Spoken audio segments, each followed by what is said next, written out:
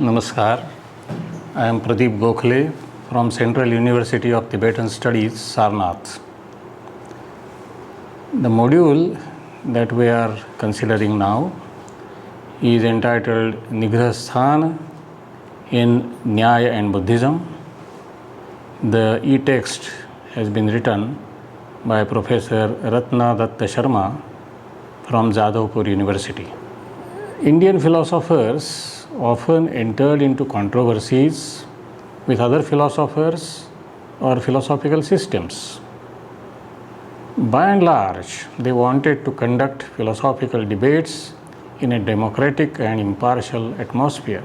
And therefore, formulating of the rules of debate for the rule and also the rules for determining the conditions under which a debater could be said to have won or lost a debate were a matter of prime concern for them. Now, Nyaya and Buddhist logicians made important contributions in this regard. So, in the present module, we will present a brief overview of these contributions. We will start with the Nyaya contribution, and then we will go to the Buddhist contribution, particularly the contribution of Dharmakirti. Now, first we will consider the concept of Nigrahasthana according to Nyaya.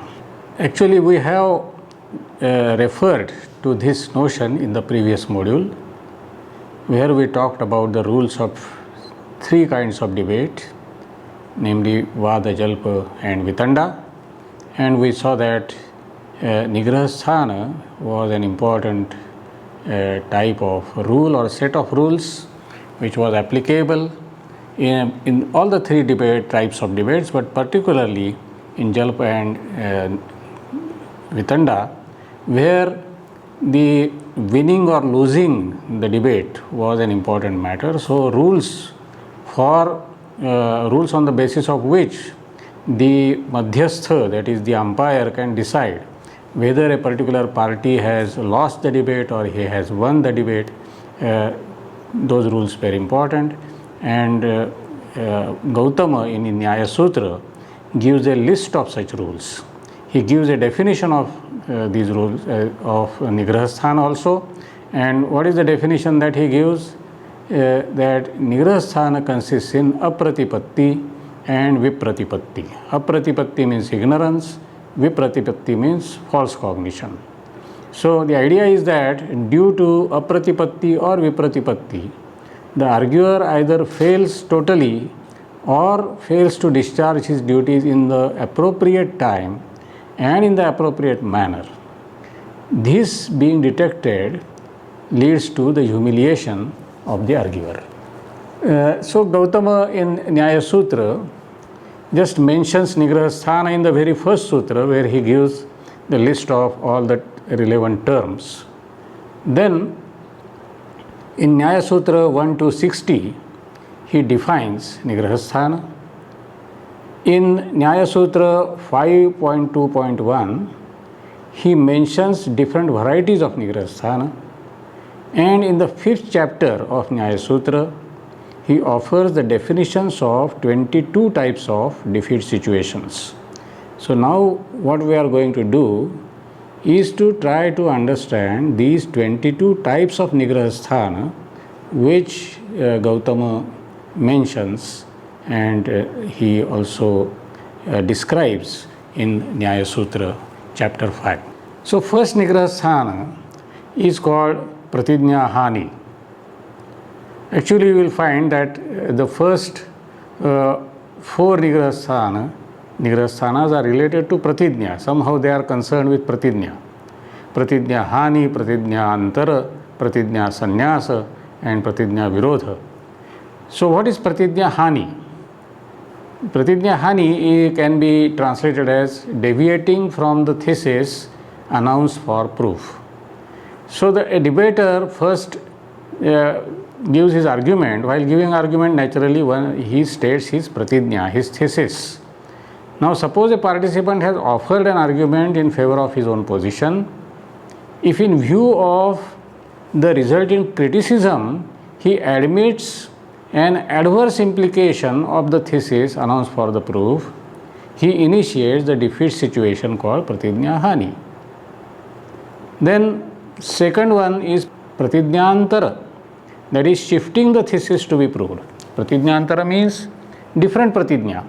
That is, first the debater makes one pratijna, and when it is criticized by the opponent, he presents an alternative thesis. He will say, oh, instead of this thesis, now I will propose this thesis.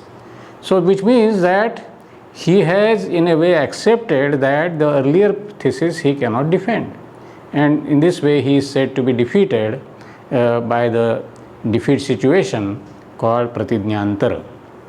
Pratijna virodha means opposing the thesis announced for proof. If a discussant intends to establish, suppose, we are giving an example, suppose he intends to establish eternality of sound on the basis of its being created or being a product, then the logical ground here, what is clear is that there is a kind of contradiction or the relation of opposition between being created and being eternal. So this will be the situation called pratijna virodha, that is, the hetu which is presented is incompatible with the pratijna which is stated. Then we go to fourth, that is pratijna sannyasa, renouncing the thesis already announced. The proponent of a thesis, when he is criticized by the opponent, may denounce his previously announced thesis. He may say, who has announced such a thesis, as if he has not stated this thesis at all.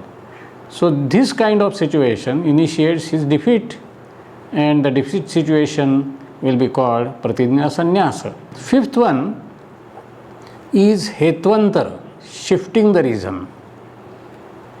This defeat situation occurs when the disputant modifies his adduced logical ground to meet the charges brought by the opponent. But the modification of the adduced logical ground cannot save the arguer from being criticized. His very attempt to add a qualification to the logical ground already furnished amounts to his admission to the former charge raised against him. That is, suppose an arguer presents a thesis, gives a hetu, that is, gives a reason, but when it is criticized by the opponent, he may qualify his reason or he may change his reason. He does not change the thesis, but he changes the reason. This will be taken as a defeat situation of the arguer, and it will be called hettvantara. Then arthantara. Arthantara means shifting the topic, that is, making some irrelevant statements, changing the topic. When one is criticized, one realizes that, oh, something seems to be wrong in my argument, but then instead of admitting it, he may shift the topic. Suppose a participant in argumentation intends to establish an argument but unable to refute the charge brought against him, he introduces an irrelevant topic. That is, suppose he presents a hetu, and then when he is criticized, then he may start talking about etymology of the word hetu, then that will be regarded as an irrelevant talk, shifting the topic. So the consequence will be that the defeat situation will occur, which is known as arthantara. Next one is nirarthaka, meaninglessness. So this is different from arthantara. In arthantara, one is shifting the topic, making irrelevant statements. Here, one is making meaningless statements, meaningless utterances. A disputant who makes use of a sequence of letters devoid of any sense gives rise to the defeat condition called nirarthaka, meaninglessness for himself. It occurs if someone argues, now this is just an imaginary example, sound is eternal because of kaka chata tatatau, like jabadada dash. So here really one is not giving any argument at all, one is making just meaningless utterances. So in that case he will be regarded as defeated due to nirarthaka as nigraha sthana. Then next one is avidnyata artha. Avidnyata artha, vidnyata means not known, not understood. So when one's statement is not understood, this is the literal meaning. Now if a participant in argumentation fails to make others present in the assembly understand what he says, even after repeating it 3 times, he is censured for giving rise to the defeat situation known as avidnyata artha. That is, what he says is not known by the assembly there. I mean, they do not understand. That is, it is a kind of, one can say, meaningless utterance, but it is not meaningless in the sense of nirarthaka. But because of its vagueness, obscurity, he becomes unintelligible to the assembly, and even after repeating what he says, it becomes unintelligible.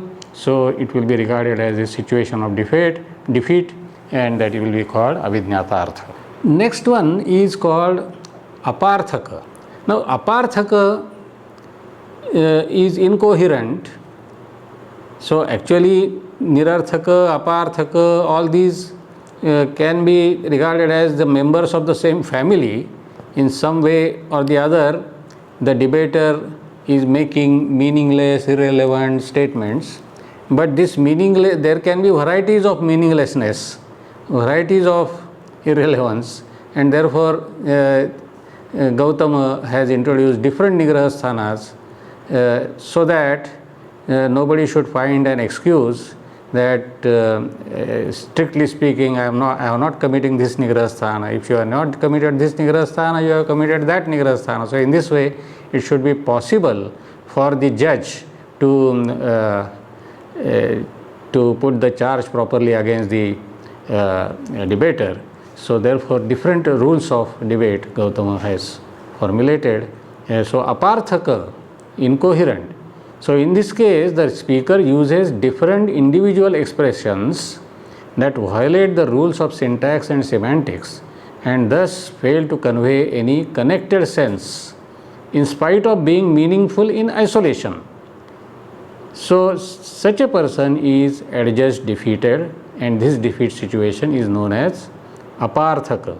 So in aparthaka, the example that is given in Navatsayana's Nyaya Bhashya is something like Dasha Dadimani Shad Apupaha. So just sentences which are meaningful in themselves, but they have no connection with each other. They are stated one after the other, so that the collection of statements does not make any coherent meaning. So that kind of situation is regarded as an occasion of defeat, and it is called aparthaka. The next one is aprapta kala. The literal meaning is inopportune, that is saying something when its proper time has not come, that is aprapta kala. Now this defeat situation consists in violating the sequence of the constituents of the argument adhered to. Now we have seen that in one of the earlier modules that Nayayikas, they require that argument should be stated in the form of 5 steps, and those 5 steps, that is pratijna, hetu, udaharana, upanaya and nigamana, they have to follow a certain order. That is, you cannot first state hetu and then pratijna. First you have to state pratijna, then hetu, then udaharana, then upanaya, then nigamana. So this particular order should be followed. But suppose somebody states an argument without following this order, then he is committing this occasion of defeat called aprapta kala. Then we have nyuna. So we can say that this aprapta kala, nyuna and next one, that is adhika, all of them are in a way related to the Panchavayavi Vakya. That is, the argument should be presented in the form of 5-step argument. Now, and in that 5-step argument, a certain order should be followed. So, if that order is not followed, then aprapta kala nigrahasthana will occur. If one does not state all the 5 steps, but suppose only 3 steps or only 2 steps, then the argument will be deficient, because sufficient number of steps have not been stated, and then it will be nyuna.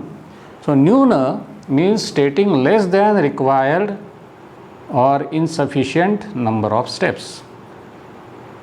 A participant actually making use of fewer propositions or constituents of the argument than those accepted by the system would be adjudged defeated.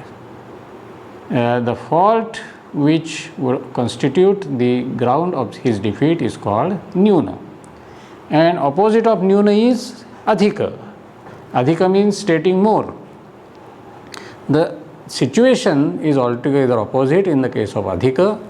According to Nyaya Sutra, the employment of more than one logical ground and example causes the humiliation of the participant and gives rise to the defeat situation known as adhika. That is, in one argument, only one hetu should be stated, or only one udaharana should be stated, not 2 udaharanas, 2 hetus. So, stating more hetus when they are not required, stating more udaharanas when they are not required, is stating something more which is not necessary, and that will amount to nigrahasthana called adhika. So, here one point should be taken into account, that one of the marks of the situation of defeat is redundancy. That is, it is not only not stating something which is required, but also stating something which is not required, just making repetitions. That will also be regarded as an occasion of defeat, and adhika is of that type. Then punarukta, next occasion of defeat is punarukta, which means repetition. This defeat situation stipulates that there is no scope for repetition, whether semantic or verbal, which is uncalled for in the context of argumentation. That is, sometimes the punarukta is of 2 kinds, shabda punarukta and artha punarukta. Sometimes the debater, just in order to emphasize that his argument is right, he may repeat his argument, verbally, or some of the steps he may repeat verbally when that is not required, or they may not repeat them verbally, but they may repeat them in some other words. That is, the meaning, it will be repetition in terms of meaning, though it may not be repetition in terms of words. So, that will be artha punarukta. Both the types of punarukta are regarded as defects in debate, and therefore they will be regarded as nigrahasthana. The next one is ananubhashana, that is, failure to reproduce. A disputant, before criticizing the position of the opponent, must first restate the position of his opponent to show that he has understood it. The failure to reproduce the position of his opponent indicates that he has failed to understand it. And the failure to reproduce the position of the proponent by the opponent, even after it has been repeated thrice, constitutes this ground of defeat. So, when proponent presents his position, the opponent, when he wants to refute it, he should be able to reproduce it, which shows that he has understood the position. If he fails to reproduce it, then it will be an occasion of defeat. So, next one is ajnana. Ajnana means failure to understand. Now, if a participant fails to apprehend the position of the other participant, even though the others present there have been able to do so. So, all the members of the assembly understand what the proponent says, but the opponent does not understand it, then it will be regarded as the defeat of the opponent. So whosoever does not understand the position properly, when others understand it, then it will be regarded as the defeat situation called ajnana. And next one is called apratibha. Apratibha means non-ingenuity or non-imagination. That is, the idea is that when the proponent presents an argument, the opponent has to give criticism. But suppose because of his inability to imagine, inability to think about the possible objection, that is apratibha, he cannot present the objection at all. He cannot find fault with the argument given by the proponent. Then it will be regarded as the occasion of defeat of the opponent. That is, in the context of argumentation, the proponent, in order to establish his own position, adduces evidence. Then it is the duty of the opponent to criticize his position. If the opponent fails to discharge his duty, he is criticized for giving rise to the defeat situation called apratibha. It consists in the failure to find a flaw in the position of the proponent. Next one is vikshepa. Vikshepa means evasion. It is something like to find excuses. Being apprehensive of the lack of cogency of his argument or failing to offer any viable criticism against the opponent, or realizing his incapability of answering the objections brought by the opponent, a disputant may snap the chain of discussion in the pretext of an urgent piece of business. So if he does so, he is adjudged defeated. The situation that constitutes the ground of his defeat is known as vikshepa. Next one is matanudnya. Matanudnya means, literal meaning is mata anudnya, that is admitting a view, admitting a charge. If the disputant, instead of answering the objection brought against him, raises the same objection again against the opponent, he himself will be censured for giving rise to the defeat situation known as mata anudnya for him. Next one is called paryanuyojyopekshana. So here we can say that this paryanuyojya upekshana and the next one niranuyojyanuyoga, they are actually two nigraha sthanas opposite of each other. That is paryanuyojya upekshana. Upekshana means overlooking. Paryanuyojya means the possible objection. So overlooking the fault where it really is, that is paryanuyojya upekshana. And niranuyojya anuyoga, that is finding a fault where there is none. So when there is a fault, if you overlook it, then it is your mistake. If there is no fault but you find a fault, then also it is your mistake, and in both the cases you will be regarded as defeated. If the participant in discussion fails to find out the fault vitiating the position of the opponent, he gives rise to the defeat situation known as paryanuyojyopekshana.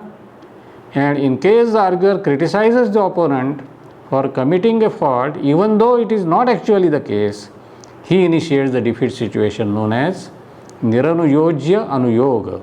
Now, last two. One is called apasiddhanta and the last one will be called hetvabhasa. Now, apasiddhanta means deviating from a tenet already admitted. Now, particularly in Indian context, when there are two debaters having debate with each other, they are supposed to belong to a particular school of thought. Generally, a debater cannot say, or people will not appreciate if he says that he doesn't belong to any school, he is just an independent thinker, a freelancer, an independent philosopher. he has to say that either that he is a Sankhya or a Nayayika or a Buddhist or a Jaina, and then when he starts debating, and suppose in the course of debate, in the course of discussion, he makes some statement which is inconsistent with his own system, then it will be regarded as the mistake or the occasion of defeat, called apasiddhanta. That is something which goes against one's own position, one's own tenet, which he has already admitted. Every system of philosophy has some basic presuppositions which constitute the fundamental tenets or basic tenets of the system. If the disputant contradicts one of the basic tenets of the system he has declared to be presenting in the course of argumentation, he is amenable to criticism. The defeat situation he gives rise to is known as apasiddhanta. And last one is hetvabhasa. So hetvabhasa means fallacy, fallacy of hetu abhasa. Actually in some of the modules we have discussed hetvabhasas at length. In the Logic 1 paper also we have discussed hetvabhasas according to Dignaga, and in Logic 2 paper we have discussed the general definition of hetvabhasa according to Nyaya. So these are the logical fallacies. Hetvabhasas are logical fallacies, and if any logical fallacy is committed, then naturally it will be regarded as a defeat situation. So hetvabhasa has an independent significance in logic, and it also has significance in the context of debate.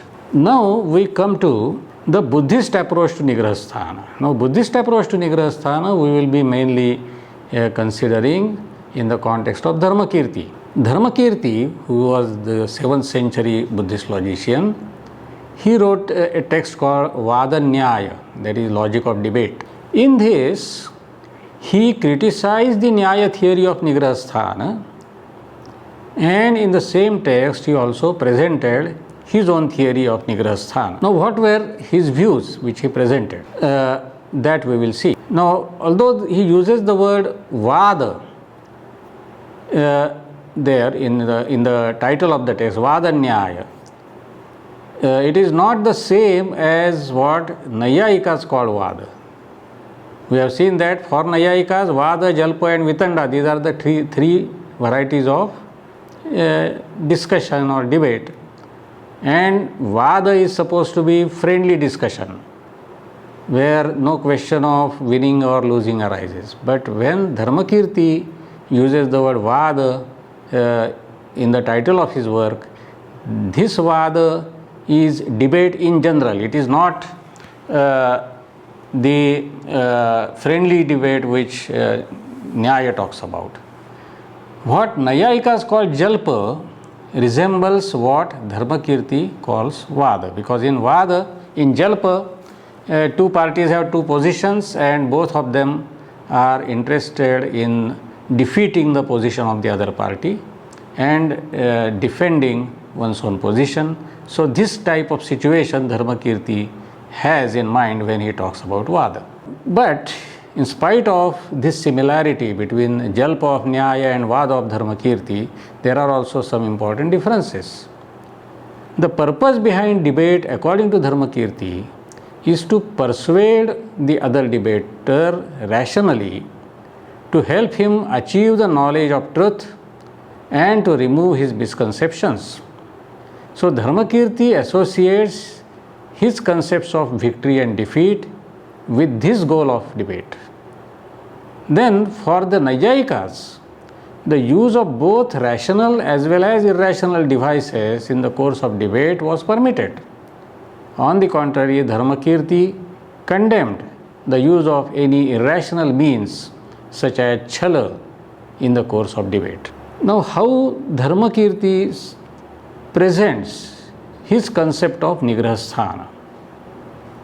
Dharmakirti seems to have systematized further the general concept of Nigrahasthana given in Nyaya Sutra as Vipratipatti and Apratipatti. That is the definition of Nigrahasthana which Gautama gives in Nyaya Sutra is Vipratipattihi Apratipattischa Nigrahasthanam. So it seems that Dharmakirti takes clue from this but develops it in a logical form. He suggested, Dharmakirti suggested, that Nigrahasthanas of the disputant and those of the opponent were not the same. So he distinguished between Vadins Nigrahasthan and Prativadins Nigrahasthan. In his theory, Dharmakirti coined the expressions Asadhananga Vachana and Adoshodbhavana, which could be interpreted in different ways so as to cover all points of defeat. So we have seen that Gautama gives 22 Nigrahasthanas. Instead of that, Dharmakirti simply says that there are only basic 2 Nigrahasthanas. One is Asadhananga Vachana and the other is Adoshodbhavana. But at the same time, he interprets Asadhananga Vachana in various ways and Adoshodbhavana also in various ways, so that from the same expression you can derive different Nigrahasthanas. The Nyaya classification, now we are now considering Dharmakirti's criticism of Nyaya classification. According to Dharmakirti, Nyaya classification is not mutually exclusive. Many Nigrahasthanas which are mentioned separately in Nyaya list can be clubbed together. Nyaya classification is not collectively exhaustive also. Nayayikas often allow invention of new types on the basis of minor differences. If this practice is followed, then any number of types can be added to the Nyaya list. Thirdly, the Nyaya framework of Anumana is defective, according to Dharmakirti. The Nyaya scheme of 5 characteristics of Hetu and corresponding 5 fallacies of Hetu, similarly the doctrine of 5 steps, that is 5 avayavas, are not acceptable to Dharmakirti. This had implications for the acceptability of the Nigrahasthanas, namely Hetvabhasa, Pratidnyantara, Pratidnya Sannyasa, Nyuna, Adhika, Aprapta Kala, and so on. Because, for example, for Dharmakirti, Pratidnya itself is not a necessary step in argument. If Pratidnya itself is not necessary, then Pratidnyantara, Pratidnya Sannyasa, etc. will not have any significance as Nigrahasthanas. Then Nyuna, for example, that is less number of steps. Instead of 5 steps, suppose somebody states only 3 steps or 2 steps, then it was Nigrahasthana according to Gautama. But Dharmakirti is saying that ultimately only 2 steps are necessary and sufficient. So for him, that will not be a case of Nyuna. Aprapta Kala, that is the order of steps. Dharmakirti claims that you can state the premises in any order. You may state Paksha Dharmata first and then Vyapti, or Vyapti first, then Paksha Dharmata. From logical point of view, it does not make any difference. So, considering these objections to the Nyaya theory of inference, we can say that from Dharmakirti's point of view, alleged points of defeat will not be points of defeat at all. Now we come to Dharmakirti's own formulation, namely Asadhananga Vachana and Adoshodbhavana. The disputant would be failing in his job if he were to present fallacious arguments or to make irrelevant or redundant statements, or simply fail to present or justify a sound argument. Now all these types are clubbed by one expression, Asadhananga Vachana. Adoshodbhavana. The opponent would, so one is disputant, from disputant side, Asadhananga Vachana is Nigrahasthana.